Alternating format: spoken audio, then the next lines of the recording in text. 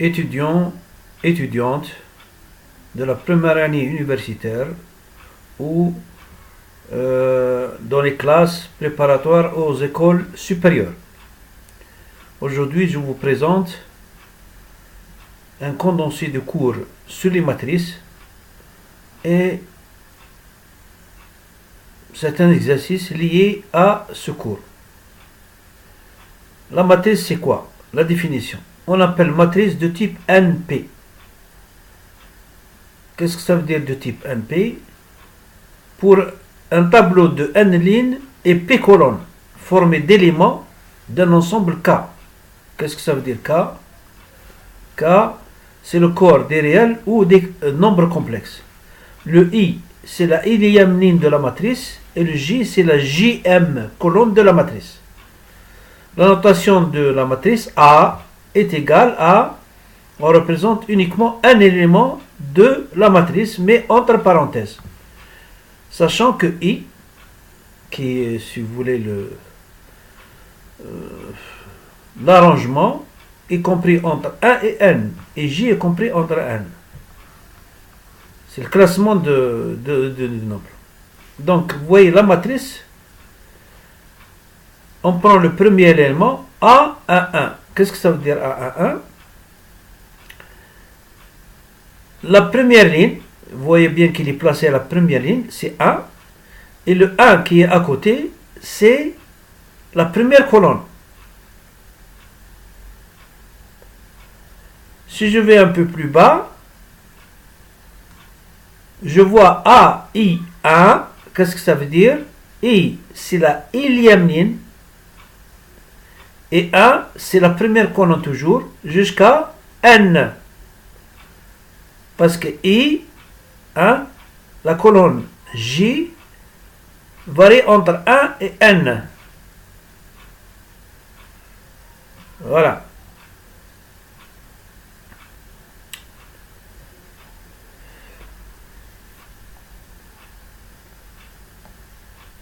Si je prends par exemple A1J. A1J, c'est quoi? 1, c'est la ligne, donc c'est la première ligne, vous voyez bien que c'est la première ligne. Mais J, c'est quoi? C'est la jm colonne. Vous voyez bien que J, je commence par 1, 2, 3, etc., etc., jusqu'à J. Et ça va jusqu'à P.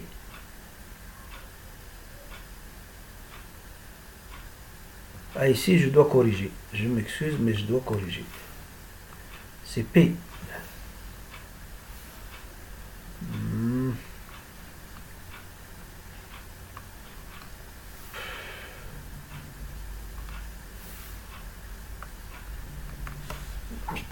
Oh.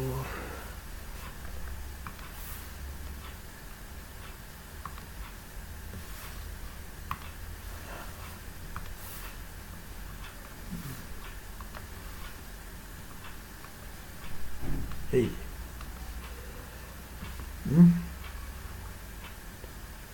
Donc I variant de 1 à n et J variant de 1 à P. Donc vous voyez bien la disposition.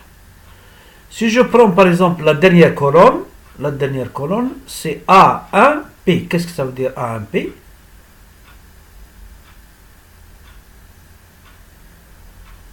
A, ça représente la première ligne.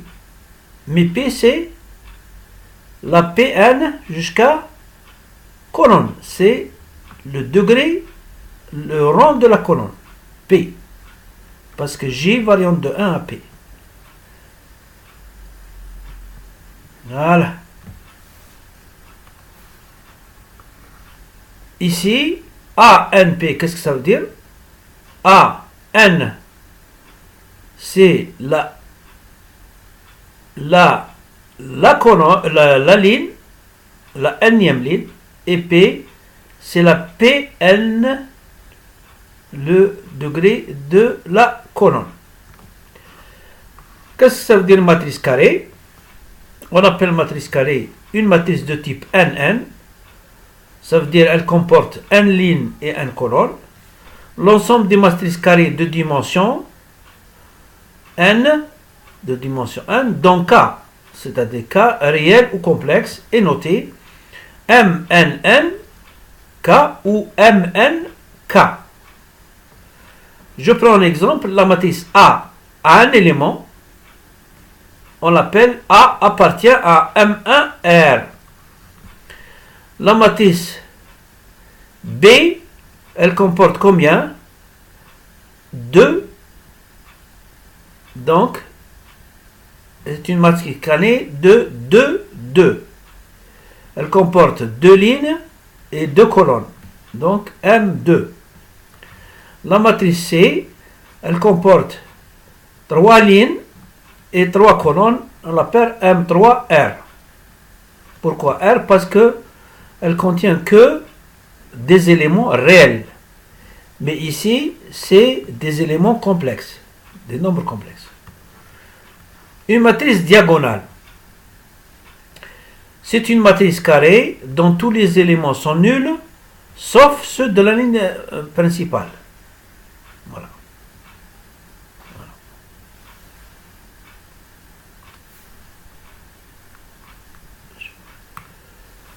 Voilà.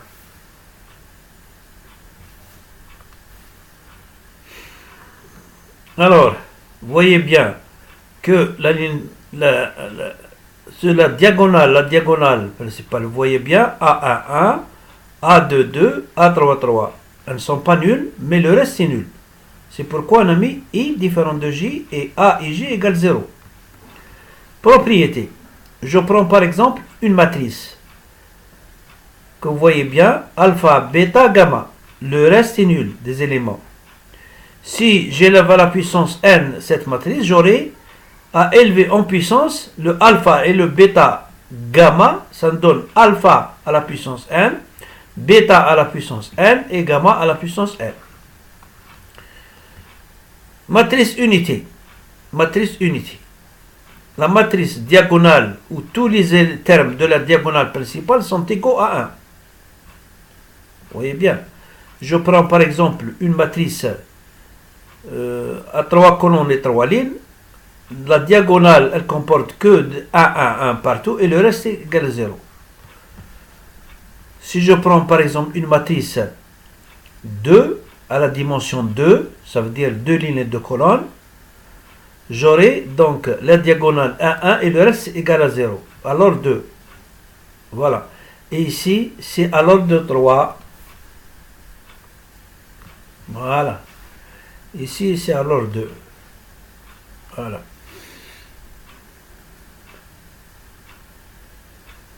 Donc, qu'est-ce que je fais? La matrice scalaire. C'est une matrice diagonale où tous les termes de la diagonale prime sont égaux à alpha, à lambda. Voilà. Une matrice scalaire, ça veut dire que